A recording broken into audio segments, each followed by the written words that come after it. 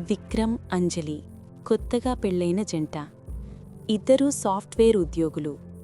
సిటీలో traffic pollution నచ్చక కొంచెం దూరంగా ప్రశాంతంగా ఉండే ఒక విల్లా కొనుక్కున్నారు. ఆ విల్లా చూడడానికి చాలా అందంగా ఉంది.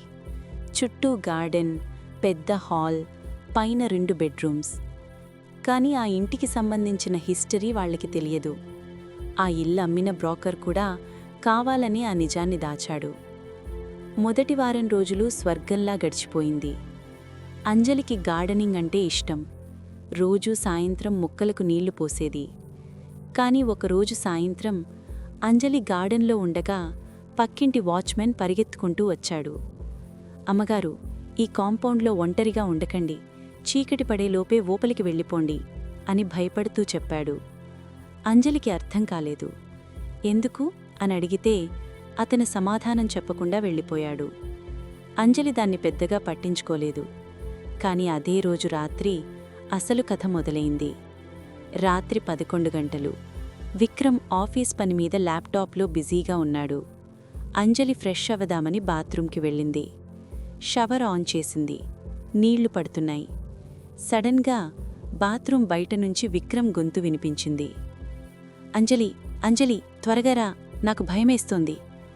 ఆ గొంతులో ఏదో తెలియని ఆందోళన ఉంది.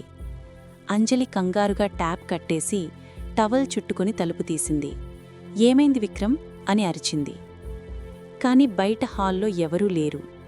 కింద హాల్లో చూస్తే విక్రమ్ సోఫాలో కూర్చుని హెడ్ఫోన్స్ పెట్టుకొని ఆఫీస్ మీటింగ్లో ఉన్నాడు. అంజలికి మైండ్ బ్లాక్ అయింది. విక్రమ్, నువ్విప్పుడే నన్ను పిలిచావు కదా అని అడిగింది. విక్రమ్ హెడ్ఫోన్స్ తీసి, నేను మీటింగ్లో ఉన్నాను, అస్సలు మాట్లాడలేదు అన్నాడు. మరి బాత్రూం బయట నిలబడి పిలిచింది ఎవరు? అది కూడా అచ్చం విక్రమ్ గొంతుతో. అంజలికి ఒంట్లో చలి మొదలైంది. అది భయం వల్ల వచ్చిన చలి. ఆ సంఘటన తర్వాత అంజలికి ఆ ఇంట్లో ఒంటరిగా ఉండాలంటే భయం వేసేది. విక్రమ్కి చెప్తే, నువ్వు స్ట్రెస్లో ఉన్నావు, అందుకే భ్రమపడుతున్నావు అని కొట్టిపారేశాడు. కాని అంజలికి తెలుసు, అది భ్రమ కాదని. ఒకరోజు రాత్రి ఇద్దరూ పడుకున్నారు. గది మూల నుంచి ఒక సన్నటి ఏడుపు శబ్దం వినిపించడం మొదలైంది. అదొక ఆడపిల్ల ఏడుపు. చాలా దీనంగా, గుండెలు పిండేసేనా ఉంది. అంజలి విక్రమ్ని లేపింది. విను, ఎవరో ఏడుస్తున్నారు. విక్రమ్ కూడా లేచాడు. ఇద్దరూ ఆ శబ్దాన్ని క్లియర్గా విన్నారు. అది హాల్లోంచి వస్తోంది. ధైర్యం చేసి ఇద్దరూ హాల్లోకి వెళ్లారు. లైట్ వెయ్యగానే ఏడుపు ఆగిపోయింది. హాలంతా నిశ్శబ్దం. కాని హాల్లో ఉన్న టీవీ సడన్గా ఆన్ అయింది. వాల్యూమ్ ఫుల్ సౌండ్లోకి వెళ్ళిపోయింది. రిమోట్ సోఫా మీద ఉంది. ఎవ్వరూ ముట్టుకోలేదు. విక్రమ్ పరిగెత్తుకెళ్లి ప్లగ్ పీకేశాడు. అప్పుడు గమనించారు, టీవీ స్క్రీన్ మీద దుమ్ముతో ఒక రాత రాసి ఉంది. వెళ్ళిపోండి. ఇక లాభం లేదని విక్రమ్కి అర్థమైంది. ఇది సైన్స్కి అందే విషయం కాదు. మరుసటి రోజే వాళ్ల ఆఫీస్లో తెలిసిన ఒక పూజారిగారిని ఇంటికి పిలిచాడు. ఆ పూజారిగారు ఇంటి గేటు దగ్గరే ఆగిపోయారు. లోపలికి అడుగుపెట్టడానికి ఇబ్బంది పడ్డారు. విక్రమ్ గారు, ఈ ఇంట్లో నెగిటివ్ ఎనర్జీ చాలా బలంగా ఉంది. మీరు వెంటనే ఖాళీ చేయడం మంచిది అన్నారు. అలా అనకండి స్వామీ, కోట్లు పెట్టి కొన్నాను, ఏదో ఒక పరిష్కారం చెప్పండి అని విక్రమ్ బ్రతిమిలాడాడు. పూజారిగారు సరే అని ఇంట్లో శాంతి పూజ చేయడానికి ఒప్పుకున్నారు. హాల్లో యజ్ఞం మొదలైంది. అంజలి, విక్రమ్ భక్తిగా కూర్చున్నారు. మంత్రాలు చదువుతుండగా పైన ఉన్న బెడ్రూమ్ తలుపులు గట్టిగా కొట్టుకోవడం మొదలైంది. ఇల్లంతా భూకంపం వచ్చినట్లు ఊగిపోతోంది. పూజారిగారు కళ్ళు తెరిచి, అది కోపంగా ఉంది, నా వల్ల కాదు అని లేవబోతుంటే అంతలోనే పూజకు వాడిన నిమ్మకాయలు నల్లగా మారిపోయాయి. యజ్ఞగుండంలోనుంచి మంటలు వింతగా ఆకుపచ్చ రంగులో రావడం మొదలైంది. పూజారిగారు భయంతో, అమ్మా, ఆ పైన ఉన్న గదిలో ఏముంది అని అడిగారు.